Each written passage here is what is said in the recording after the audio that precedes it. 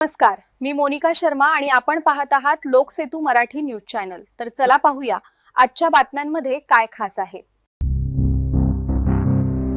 तळोदा तालुक्यातील दसवड येथे केड्याची गाडी पलटी, 8 जण जखमी।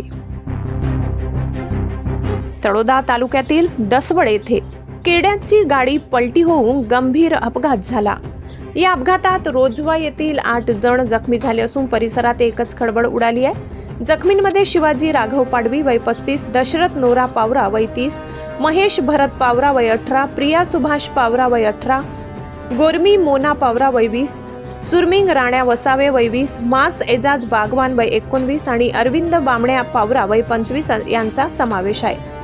अपघातानंतर स्थानिक नागरिकांच्या मदतीने सर्व जखमींना तात्काळ उपजिल्हा रुग्णालय तळोदा येथे दाखल करण्यात आले।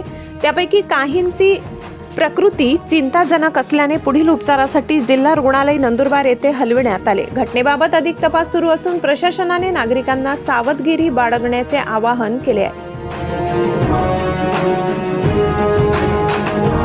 लाला चव्हाण वडाळी।